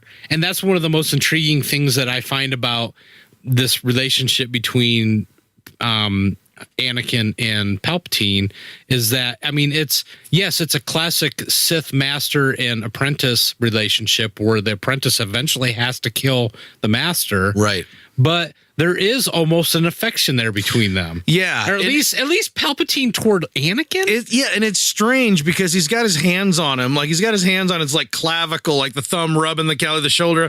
And he's kind of like, Gross. you must give in to your hatred. You but must That's use because your that's his rage. daddy. That's his daddy, bro. I'm bad daddy. Separate that minute, but think back to Revenge of the Sith, right? Right. When Palpatine goes to Mustafar, and when he sees Anakin laying there as a quadriplegic now, what's the first thing he Or does? a nunaplegic, if you know what I mean. Yeah, right.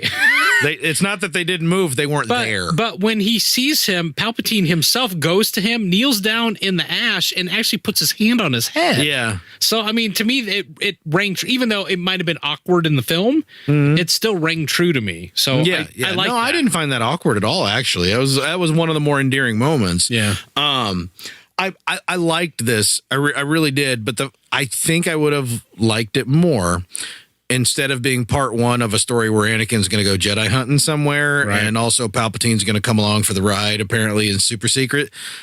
that it was just this, which is why I'm having trouble separating it from the final issue of Freaking Vader, because that's exactly what that was. It was just that. Like, here's the culmination of all that. This fan film's exploring the same thing. Now, why? Why is it happening on multiple fronts? I don't know, because it's a lot more goddamn interesting to look at these details nowadays than to just drum up some rando new shit and not justify it in any way. Right. New shit's fine. You got to justify. You got to ground it in something. Right. People are craving the grounding that got ripped away when the legends became legends. Right. We had all this electrical grounding gone. I think so, and we're getting in a broader discussion here, but I think that's where no, and that's fine.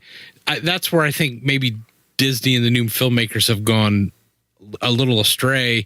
I mean, they just really needed to hook us on these characters. But that's exactly why people love Rogue One. Well, that and many other reasons. But Rogue One is grounding. The whole movie is grounding. Right. It's filling things in. It's making a more complete picture rather than making the picture that you already had make less sense. Look, I'm gonna just say this right now.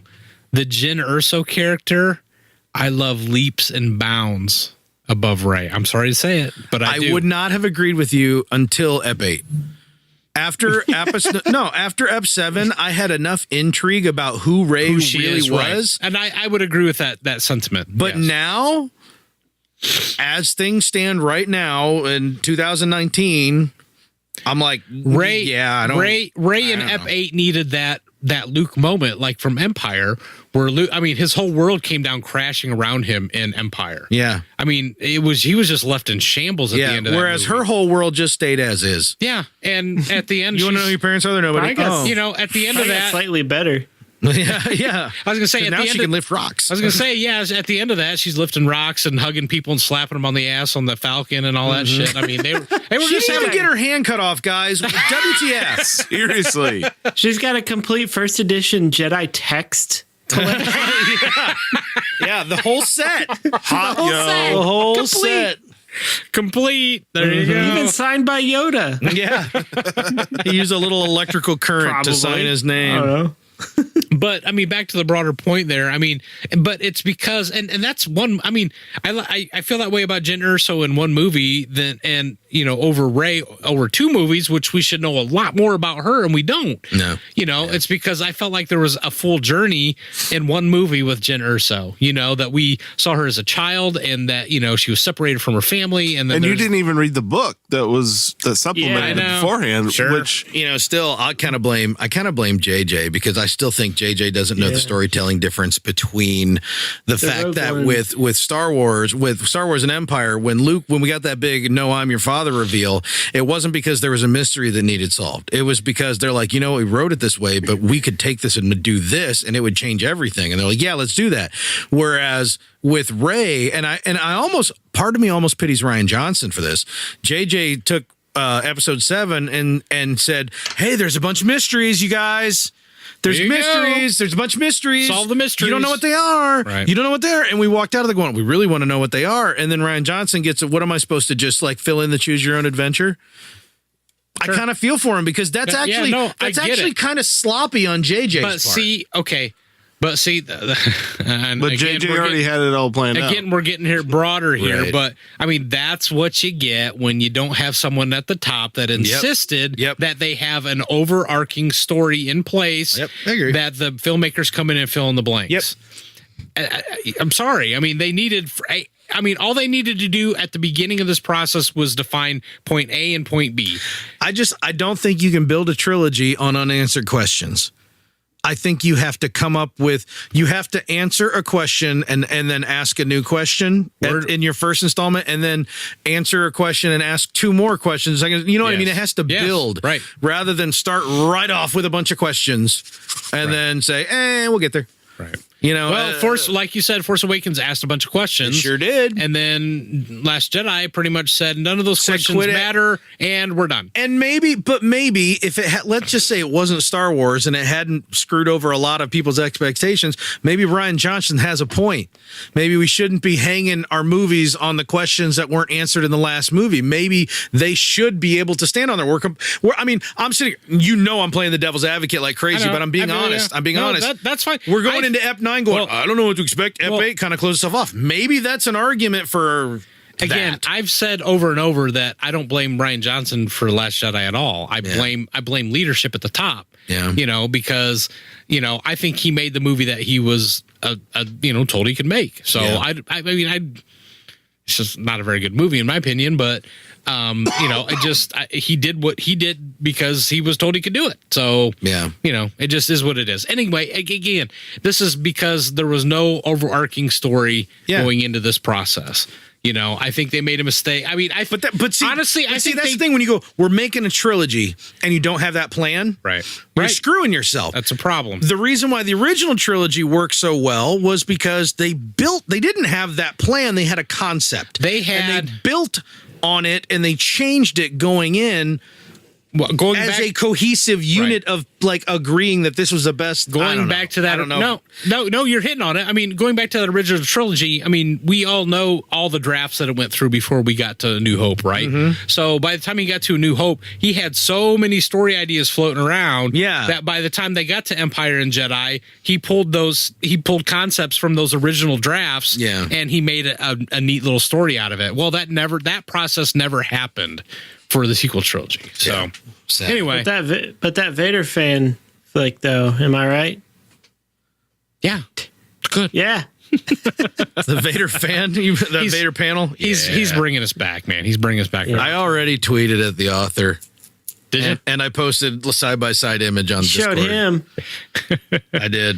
I want him to wake up and answer me. Again, my larger comment on this fan film, I appreciate and I like the fact that this has kind of brought everybody back around to just talking about Star Wars and these broader concepts and we're talking about the story and the fiction again as opposed to being at each other's throats for stupid crap. So I don't know. I mean, to me that was kind of the side effect that was interesting to me and I appreciated. But if you have not seen it, I highly recommend hopping on YouTube, looking up Star Wars Theory, and checking out Vader Episode 1: Shards of the Past. Yeah, it's worth a view.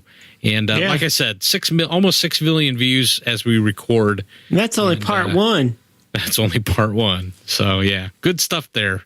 The last item I had for us actually is also a YouTube video. And this. Oh, Mike, how many social media are you going to attack me on this one for? Well, we're also going to talk about Twitter. So. Oh boy. Yeah, there you go. Several months ago, I think over the summer it was, Ahmed Best. Do you know Ahmed Best? Personally, yes. Heard of him. You do? We're very good friends. Yes. He doesn't know that yet. He will soon. He will. When I show up at his house. So Ahmed, for those who don't know, is the actor that portrayed Jar Jar Binks in the... For those who weren't listening during the Porkins Bite of the Week. Yes. part of the prequel trilogy. So again. Yes. So anyway, over the summer, he tweeted out a picture that he had taken. He was with his son. He was in New York City, which is where he grew up. Brooklyn Bridge. He took him to the Brooklyn Bridge, and they were walking the bridge, and he stopped at a spot that had held some meaning for him, and he took a picture, and he just sent out a tweet, and he said he just really didn't even think much of it, just his few followers that followed him on Twitter that, they'd see it, and, kind of that would be it. But that image and that tweet actually gained a lot of traction, and that particular tweet, he revealed to the world that that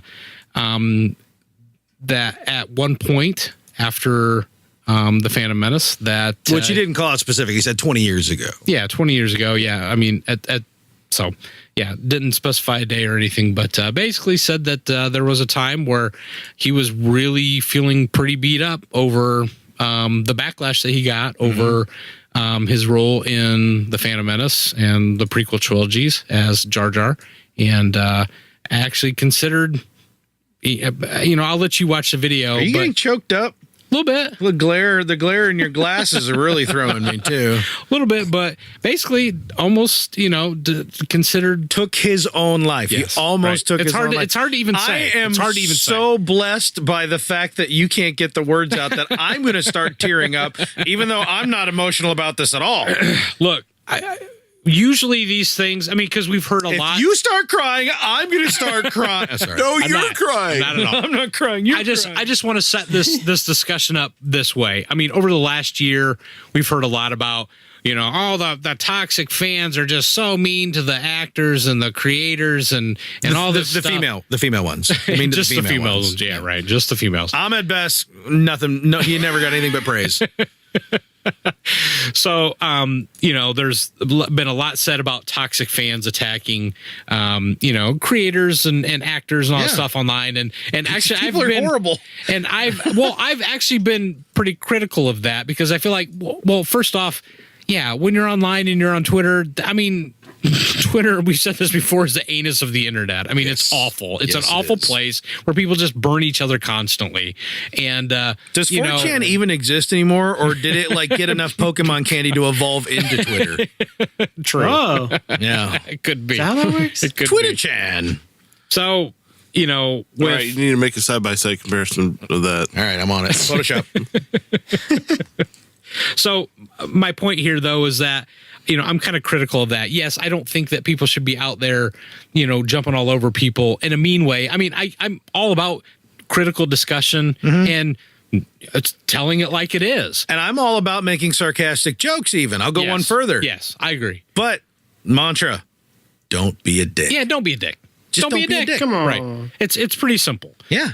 But the people are that way, and you just got to know that. So I guess my point, yes, on the fan side, don't be a dick. But on the star side, the celebrity side, Which can be, if you're inexperienced and feeling targeted, it's hard to have perspective. Okay. But also don't be a dick.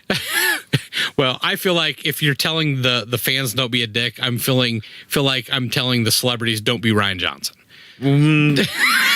Don't go out there and stoke the flames. Need I point out the redundancy of what you just said, because he really was being one for a while.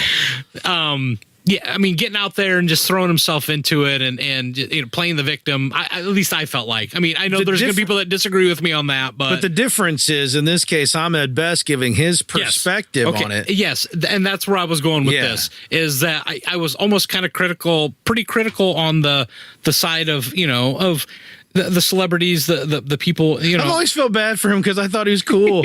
I did too. I've always thought he's the coolest dude. Right. So I always am like, man, that really sucks. So you watch this video, and this video that he's put out now is a result of that initial tweet that kind of became viral. Yeah, and it's the videos are done. What's it called? I've been there or whatever. It's a YouTube channel or something where they make videos about people who've been in tough situations. Well, this particular video is on a channel called Soul Pancake, and the video is called "That Moment I Opened Up About Suicide." So if you want to check it out, and we'll link it up so you can go look at it too. But okay. So it's a very well done. It's a very well produced video where Ahmed just kind of sits down and tells the story of that tweet and his life growing up and his experience through the film. And it's what you call testimony. Yeah, He's man, throwing out his testimony. Right. And it just I don't know. For me personally, it just put a human side to it for the celebrities. I like hearing that, I didn't have an agent. Yes. I didn't have representation. I didn't have any of that. It was just me and the fans. He didn't have anybody to talk him through it. Right. So he was hitting it all. It was hitting him personally. Right. And he had no coach right. for how to get through it. And I'm like, you don't think of someone being in a Star Wars movie, but then not having representation. You don't think of celebrities, quote unquote. People think, when they think celebrity, they think people of means that have got a lot of money. Kelly Marie Tran didn't go to Shrug It Off school. Exactly. we say you're a celebrity, you need to learn to shrug it off, and we're not wrong. Right. But she didn't get taken to Shrug It Off school beforehand. And so her quitting Insta and Twitter was her method of learning that, which I think we know. Sure. We know, let her do it. That's fine. Right. Everybody else shut up. Right. Because she's dealing with it. Yes. Let's keep not feeding the trolls, and we'll all be better. She'll get better at it. We'll all let more trolls shrivel and die. People have said this a million times. Yeah. You can hate the character of Rose Tico, but leave Kelly Marie Tran alone. I mean, don't don't copy her, don't go to her page and harass her and all that stuff. And the same thing here. And again, this just really puts a human face to that because it's true because not all celebrities are at the same level. I mean, George Lucas and J.J. Abrams and it's Ryan hard to Johnson. remember that because it's Star Wars. Yes, like, everybody here is consummate, wizened professional. Yes. I mean, everybody's Harrison Ford. That's right. They're crashing planes on the set all the time. So, the parking lot's just a nightmare zone. Broken down forward. It's like just Ahmed Best was just the guy that was in Stomp. Yeah, and he's like what 22 when he got cast. Yeah, or something? yeah, real young. So he's like 24 years old, and like the most hated character Yeah. of all time was something that came from his soul, Right. But something that he made. Right. Yes. Right. Exactly. He didn't write it, but he made it. But and think about it coming from his perspective. Yes, a young guy in his 20s. Somebody's there at his show, and they're so like, "Hey, come try out for the Star Wars film." Next thing you know, you're literally standing next to George Lucas At your audition. Yes, at your audition. I mean, for crying out loud, and you're being And everybody on set is constantly telling you that this is amazing. Everything you're doing is great. This is going to be huge. And boom, you're literally at the top of the most hated characters of all time list. right. That's your name associated with attached that. to it, yeah. And that's a character that you brought to life, and that bottomed him out, man. Right. He was ready to go. Yeah. Ready to shuffle off this mortal coil.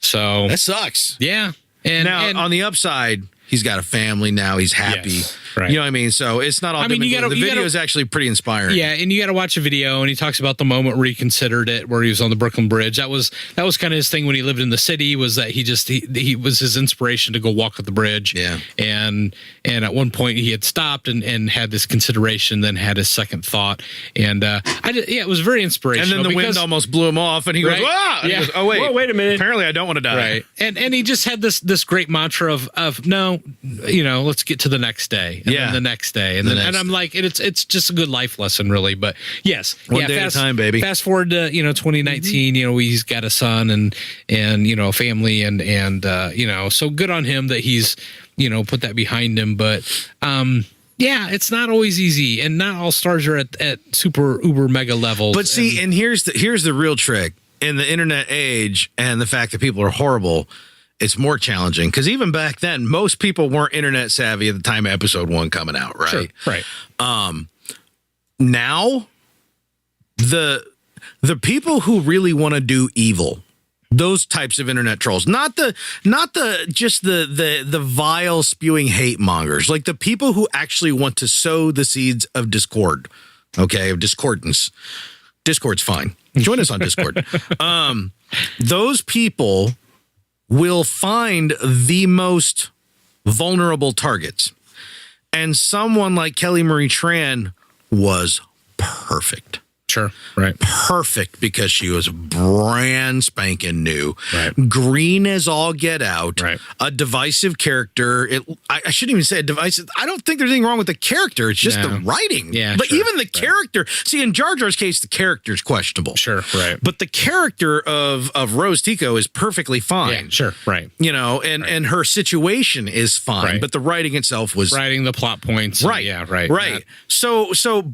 But she's the perfect person to target to make a bigger dent, to try to take advantage, to hurt, to show that you can actually sow these seeds of anger and angst, discord, and cause negative reactions and cause people to infight amongst themselves. Because guess what? There are people in this world who get off on that. This isn't tinfoil hat kind of stuff. No. This is reality. Right. There are people who want to puppet that kind of stuff and sit back and what do they want to do, Michael Caine? Watch the world burn. Yeah. Good. Yeah. And if you let them, it's going to happen. So they're going to, in the future, this isn't going to let up. We can have all the anti-bullying campaigns we want. If anything, that just I really think it probably inspires more fueling of the fire, at least at this level. I think that on average, young kids maybe are nicer to each other than they used to be. It seems that way sometimes, but They want to. They have good hearts. yeah. But at this, I mean, it's not going to get better. They're going to keep attacking people in all manner of media if they find them vulnerable. So you don't see it as much. Like, there's a lot of infighting and stuff amongst YouTubers and stuff like that, but you don't see any of them just getting slaughtered by the crowd and like just going to pieces or being personally attacked, because they're already people going out there on the internet and taking the risk. They most of them kind of know or learn real quick what's involved. You're going to be an internet personality. But when you're a movie personality, handpicked and put in the top grossing film of the year, and you have nothing on your resume, what is there to prepare you? What trial by fire? Sure. Or what, like, the fire's at full blast. You don't get to simmer up like you do, like putting out a YouTube video that 10 people watch and the next one 50 people watch, the next one 100 people watch. You know what I mean? It's literally boom, you're there. Right. We're going to see this more and more. Sure. And we've got to, as a public, learn not only to band together in support of these people, regardless of how we felt about the character or anything, but B, not be idiots and start casting stones amongst ourselves just because there's some toxic a-holes on the fringe. That's what I'm saying. They are on the fringe. I don't care how. Well, no, there's like 50 people or 100 people harassing her. I'm like, out of millions. Right. Billions worldwide, but yeah. I mean, yes. Might just be millions on Twitter. You know what I mean? Yeah. I'm like, but we need to treat it like fringe assholism, not because it goes unaddressed, but because the people who participate need to understand that we think of them as fringe assholes. Sure. Yeah. I mean, and I think you're hitting right on. I mean, you just hard right now. I apologize. the problem is, though, is I think there's a contingent of people, and again, I think they have good hearts, but they think that the only way to fight that is by fighting back. Right. Fight fire with fire. Incorrect. And it is completely incorrect. It's just ignore assholes. I mean, funny thing is, a lot of these people would probably be extremely pacifist when it comes to actual foreign policy. But when it comes to each other, we'll go ahead and just slaughter each other. Do you remember when this Kelly Marie Tran thing first happened? I think our initial reaction was, okay, she left Twitter. Yep, right move. Our first reaction was she did the right thing. Yeah, right. Yep. Do what you did. But then everybody else decided to plant some kind of signpost on it. She shouldn't have to leave. She shouldn't have to do that. I'm like, whoa. Agreed. In a perfect world, those things wouldn't happen. But we're not in a perfect world, and we never will be. No, we never will be, and she's doing the right thing given the status of what she's now doing. Right. You know what I mean? Yeah. To it's damage control. You always got to. I mean, famous people have. Some of them have PR handlers for just this kind of thing. You know what I mean? It's not abnormal, and I think to get all kicked it's all about up, managing optics. It is, and to kick up a poop storm about it just to prove that. Yeah. Prove that you're on the side of good. Right. If to prove that you're on the side of good, or put yourself on the side of good, means that you have to take someone else and call them bad, you got to knock someone down a peg, that you've got to point at other people and say, if you don't agree with me, you're bad, or you're part of the problem. And I don't want to turn into the Joe Rogan podcast over here or anything like that. Here I'm Bill Burr. I'm all mad about this shit. There's no point. There's no point. You're not helping. You're not. It's unification, man. We need to unify. She shouldn't be treated that way. Right. She's doing the right thing to get under control. Yeah. And let's make sure that we continue to exclude the buttholes rather than give them that much more of a ripe garden. I don't know how much I ignore. I ignore a lot. That's the best way to ignore more and more. Ignore. You just have to ignore. I mean, when you scroll through Twitter, especially, you have to. The moment you click, stop scrolling through Twitter. The moment you click and respond, you're just fueling. Right. And I never do. Ever. It's broken, man. Twitter. Yeah. It's broken. Well, I shouldn't say it's broken. There are people who don't understand how it works. Well, I know that the majority of us have really kind of tapered off on Twitter altogether. Mm-hmm. Yeah. Oh, yeah. Agreed. Yeah. It's a very toxic place. And I don't like it. I mean, anymore... I've stopped using it as a place to have discussion. Go on Twitter and do hashtag go to Discord. That's where the cool discussions are happening. Well, yeah, at least on our Discord. Our Discord. Once again, you can go to the Fly Casual subreddit, find a link into Discord, because we're having just kickback, fun conversations about the stuff that we're interested in. But just people, I mean, you have conversations on Twitter and it just devolves so fast, and people. And that's the other thing about Discord. Discord can be a live chat. Yes, right. It doesn't have. You don't have to use it that way, but you can, and it's not this thing where I came back 6 hours later and I've completely lost perspective on this conversation that we're having, even though you have the freedom to do that, right? Sure, right. But yeah, Discord, we've got a controlled environment there where we can say, all right, over here we're gonna talk about this, over here we're gonna talk about that, over here we're gonna talk about this, and we can talk about all these things. But yeah, we even have a Funko channel. Yeah, Funko. For the time being, Channel. Don't make me limit your admin accesses, you bees. Pops. Bunch of And then we talk squishy about the bee pops. holes. Speaking of squishy bee holes, What? Squishy we just did repitch the Discord thing. But you should also follow us on Twitter, that thing that we were telling you not to use. Don't do it. Don't follow us. Unfollow us. Wait, No, don't do that. Wait, no. Shut up. I didn't say that. up, Howie. If you feel like harassing a Star Wars person, harass us. We can take it. That's true. Do it. Yeah. We like That's true. We like the harassment. You can crawl right up our butts and start. So musty. Wow. Did that just happen? It's late, guys. KY droid, I tell you. He's back again. He is. He just won't quit. That's why they call him the slip. Never mind. But yes, do join us on Twitter at FlyCasual1138. But while you're at it, please join the Discord because we're really enjoying it. It's new. I'd still call it in its beta stages. How we've got it set up. We've got news bots pulling in Star Wars news and stuff, and the YouTube content and the podcast content's all going in there, and we're also just talking about whatever. And it's fun. It's a lot of fun. I'm checking it many times per day just to see if anything's going in there. And we're having some conversations with listeners just like you. And I'm really glad to have those who've joined there. And we want more. So Maybe we get some gaming on in there. Get some Overwatch. Yeah, that's it. I've got to manage the audio channels because there's no reason why we couldn't have Fly Casual gaming audio channels in there. I just haven't got in there and got it set up proper. Right now we're actually using our Discord to record. So if you were in here on a specific Friday night on the Discord channel, you could actually see us in there recording. At some point in the future, we may open it up so that you can live listen and chat while we're recording. But Working on that. But then whenever Papaw comes in and goes off on his wild racist rants, it gets hard to manage. So Yeah, we edit. He's actually on every episode. We just edit. yeah, we have to. Have to. You don't have a choice. No choices. Oh man, if there were censors on the internet, he'd flag them. They'd be flagged in a second. But yeah, that's where it's happening. So please join us there. Also, you can follow us on Facebook, facebook.com/flycasualpodcast. Give us a nice little review wherever you are getting the podcast. Whether you're going to betterkind.com, clicking on the show so you can follow along the show notes. But if you're out there doing the iTunes, doing the Stitcher, doing the Google Play, doing the 800 podcast apps, hey, go in and give us a nice little review so that other people using your service can find us too. Because we really want to grow the community. I don't, I'm going to level with you. Probably most people have already stopped listening at this point because I've gone into the end of podcast spiel. But I'm going to be honest with you.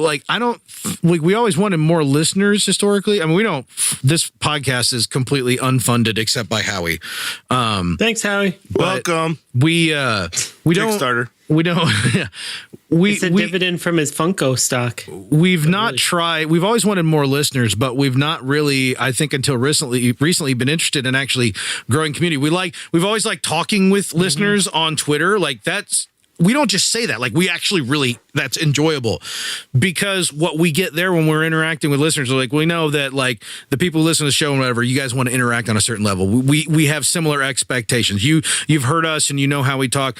But lately, I think, and I think maybe it's even related to this alleged toxicity. And there's toxicity. I'm calling it alleged just because the scale and the source, I think, is debatable. Can get skewed, yeah. It can get pretty skewed. But in the midst of all these claims of Star Wars toxicity, and I hear it from outside the community, I hear on talk show gags and stuff like that about Star Wars fans, they're the worst. And I'm just I know I've been 4-letter wording it a lot tonight, but that's bullshit. That's probably true. Bullshit. I mean, I don't think it's any different than any other fandom. It's just their scale. I don't know. Do you know Pittsburgh Steelers fans? I do. I'm just saying. Raiders fans. Amen. Have you been to a Bears game? Do you know how they treat their own players? The fans are toxic. So anyway, but having said that, I think maybe there's a little bit of a spark there in all of us. It's kind of like, not to use the word safe space, but I think we just want to kind of create a casual space. Where you don't need to feel safe because you're casual. It's two ways of saying the same thing, but you don't need to feel like you need to really, really buckle down. We want people to be able to be themselves. We don't want to be offensive because, again, don't be a dick. Right. But I think that's we're wanting to grow the community. We're not necessarily wanting to be a bigger part of the existing fandom. Nah. I don't think that's what we're going for. I think we're just going to find more people that like us that just, people like you, the listener. Yeah. The model for our podcast, a bunch of guys that just sit around a campfire talking Star Wars. That's the model for the podcast. So that was the pre-podcast podcast. Right. So if that's you, join us, come in. Like you said, it's casual, and that's how we like to keep it. Yeah. It's respectful and it's fun. That's right. You can come in and you can bitch and moan and complain and praise and love and everything else, and it's all acceptable here. Or you can just be chill. We should make a bitching channel. The bitchy channel. Well, I was going to use your Funko Pop channel for that. So boo. There you go. So in the meantime, I'm going to put some bots in there. Thank you all very much for joining and listening tonight. I'm Corey. Over there's Mike.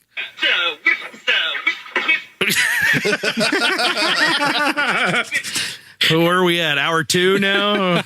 I fast forward. I'm in 3.5 hours in. It's cheating. Cheater. Gotta watch the whole thing or it doesn't count. Over there's Howie. Good nighty night. Bye-bye. Bye-bye. Over there's Garrick. Do not watch The Lobster. It is terrible. Watch the lobster. No, don't. I don't care if you got to sit yourself down like Malcolm McDowell and put toothpicks in your eyes. You do. This is what you do. The Lobster, then the holiday special. Back to back. Oh, now Howie, yeah. You trying to kill our fans? There are things that we can condone, and there's things that we can't. And then inject some heroin straight into your eyeball. Right. And cocaine. Start booting that black tar heroin straight out of the balloons you smuggled in your butt. Butt balloons. Butt balloons. Yeah. You're going to say, if I'm going out, I'm going out. Philip Seymour Hoffman. Kind of like style. The Night After. Yeah. Too soon. Too soon on Philip Seymour Hoffman? I don't know. Yeah. Maybe. I don't know. Did he win an Oscar? Yeah, he got it for Capote. Yeah, too soon. I thought if you had the Oscar, then like the statute of limitations was shorter because you got your reward, so now we can all make fun. Oh, good point. Yeah. Got him. Yeah, take that, Philip Seymour Hoffman. Philip. We are jelly. Phil. About time. Jeez. Fucking Pete. Seymour.